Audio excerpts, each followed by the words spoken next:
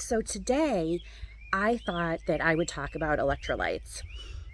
I live in Maine, where you wouldn't think it would get hot, but hot is relative. And, you people in the South who enjoy warm weather, 90, 95 degrees, that's really hot for a chicken.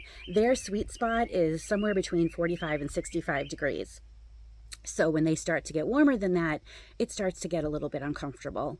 So you really have to watch your flock. In the summer, it's important to provide them shade, cool water, obviously. Um, but it's a good idea to keep electrolytes on hand. I'm sure you're familiar with electrolytes. Runners might drink Gatorade after a race. You might keep Pedialyte on hand for your baby.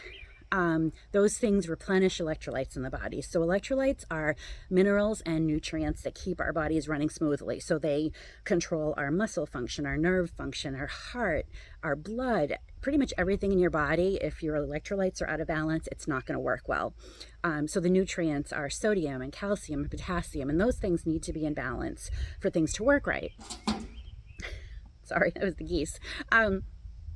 So when we get hot, we sweat. And I'm sure you've noticed that when you sweat or when you cry, it tastes like salt because you are losing the sodium out of your body along with the other nutrients. Chickens and ducks don't sweat, they pant. So the same thing is happening when they're panting, they're losing all of that out of their body. So in the summer, it's really important to watch them. Look for signs of dizziness or if somebody's lethargic, if they're laying down or standing with their eyes shut. It's natural for chickens to hold their wings out to pant. That's how they stay cool, but you do want to watch for signs of heat exhaustion. I love to keep this electrolyte on hand. In a pinch, you can use, Gatorade or Pedialyte, but I make this electrolyte powder that I can leave right in the coop, mix it up as needed, and I don't have to worry about, having too much or having to discard extra, whatever. So basically, it's just a couple of ingredients. So the first ingredient is sugar.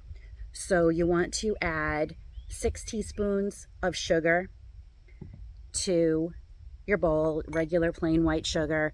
If you don't want to use sugar, you can use honey, but you don't want to add the honey in until you're mixing the water in. So this is just a dry powder mix. So I'm sorry, 8 teaspoons. So 8 teaspoons of sugar. Then you want to add sea salt. Sea salt is going to add the sodium into your electrolyte mixture. So half a teaspoon of sea salt. You don't want to use table salt. It's had the minerals stripped out of it. So you do want to use sea salt. That's going to have all the nutrients and minerals that you need for your electrolyte mixture. The sugar in the mixture is going to help the absorption of those minerals, and it also gives some quick energy, which is important. Then you want baking soda. So this is bicarbonate of soda bicarbonate, which actually is an electrolyte. So you want a half a teaspoon of the baking soda right into your bowl. Then you can also add potassium chloride. Sea salt is potassium chloride. So if you don't have the potassium chloride or you don't want to get it, that's fine. You could add a little bit extra salt or just leave it out. It's fine. But basically the sugar, the salt, the baking soda is what you're going to mix into your bowl, stir it up, put it in a container in a nice cool dry spot, and then when you use it, you're going to add 6 teaspoons to a gallon of water, or 2 teaspoons to a cup of water if you have a smaller flock. As needed, really just during heat waves. Heat exhaustion is cumulative, so if you just have one hot day, not a big deal. Just give your chickens cool water, shade, they'll be fine. But the heat is cumulative, so if they don't get to recover, if it's also a hot night and then another hot day and another hot day, that's when the electrolytes really can come in handy.